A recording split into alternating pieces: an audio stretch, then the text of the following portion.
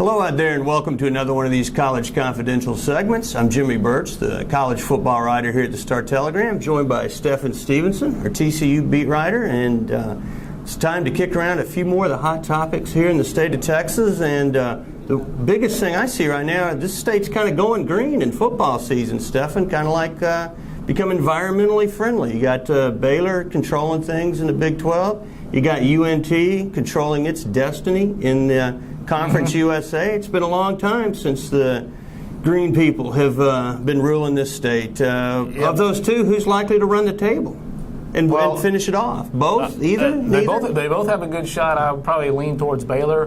They're on such a roll right now. But it's good to see North Texas kind of turning around since 04 for the first time. Bowl eligible. McCartney's done a great job up there. I think they could very well finish off the season with no more losses.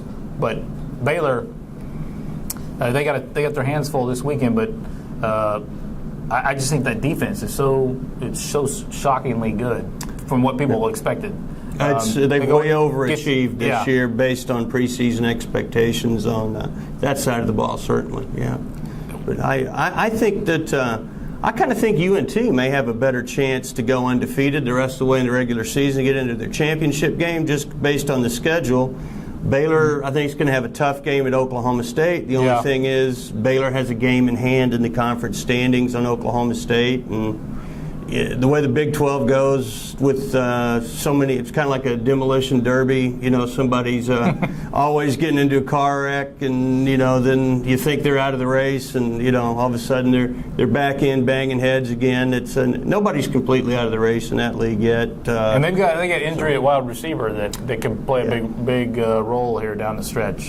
So that's it'll be interesting. But I do think Baylor's obviously has the highest upside on a national perspective, and if they play Texas in a winner-take-all game at the end, in Waco, I sure like their chances there. And that brings us to, could Texas be the other team in a winner-take-all game at the end of the season in Waco? They suffered two huge losses. Our local hero here, Jonathan Gray from Aledo, is out for the year, Achilles, and Chris Whaley, who scored 2 touchdowns as a defensive tackle, only defensive tackle in Texas history that's done that in the same season. Now out for the year with a knee injury from last week's game. That's 2 big hits at a tough time for Texas. Yeah, it's stuff like that's when Texas's depth, which hasn't been that great in recent years, maybe will show itself. They've got a couple really talented running backs that could fill in for Jonathan Gray. My bigger question's at defensive tackle for them. But do they have guys at his talent level to come in and fill the role there down the stretch? I don't know. I think it's those guys at running back are more proven over the years. And we'll get an answer pretty quick with Oklahoma State. That's a very key game for Texas to needs to win to stay in the middle of this. And key game, I don't think anybody has a more key game than the team you cover. TCU's is bowl or else next 2 weeks, and this is their last road trip of the season at Kansas State. They got to pull it off. Can they get it done? Man, I think it'll be close. I think if Casey Paul Hall continues to improve and from his return after missing 5 games with a broken arm, if the offense continues to put pressure on the other team, it helps TCU's defense. Obviously, it puts more points on the board if they're able to get it in the end zone.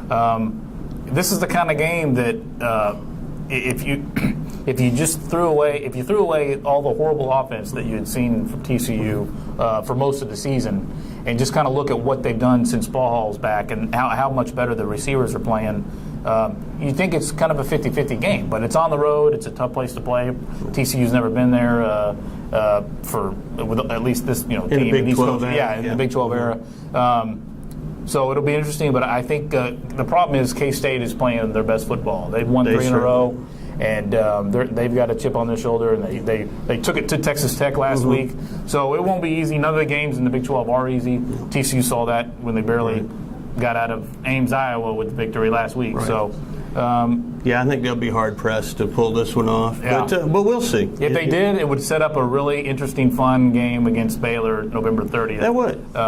With TCU's defense trying to slow down Baylor's offense. And for people that, here in the area, we're going to have an interesting, fun game involving Yeah. Baylor this Saturday. Texas Tech's coming to town. The Raiders have a 3-game losing streak, but they've played some pretty good football. They haven't quit on Kingsbury. They're still playing hard. They've just run into a tough patch. I mean, this could be a pretty interesting game.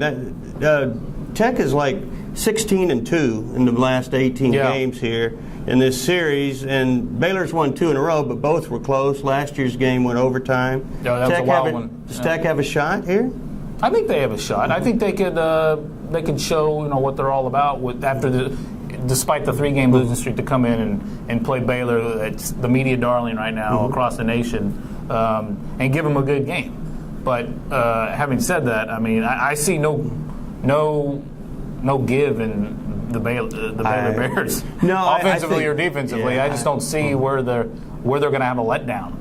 No, last week they showed in the Oklahoma win, they showed their depth on offense, covering up the loss of Tevin Reese, and then their top 2 running backs going down, and Shock Linwood looking great. And then Art Briles has a big, huge extension to 2023, and big buyout that I suppose they envision keeping Texas and other suitors at bay in the offseason. I'm not sure that'll really happen, but we'll see. I mean, if Steve Alford signed a big extension at New Mexico last year and was at UCLA within a week or 9 days coaching their basketball team. You never know. But I do think it's a heck of a story at Baylor, and it's going to be a heck of an interesting game on Saturday. It's something that Baylor had to do. They had to. Because not just Texas, but other teams are looking at him. Oh, sure. He's going to be one of the hottest guys out there. And, he deserves it. He's, as far as like just a bell curve of a turnaround it's pretty amazing. In the last, he got there in 2008, was it? And after a couple struggling years with RG3 getting hurt and not really being able to play, what they've done the last 3 years. And if you go back and look at last year, the horrible start they had, and then to win their last 5 turned games, it around nicely. they haven't lost since early November of. Right, they're on a 12-game winning streak, longest in school history, and we'll find out Saturday if they get into the teens with that. And that's all the time we got for this week. But we appreciate you tuning in, listening to us here, and check us out on StarTelegram.com. Have a great week.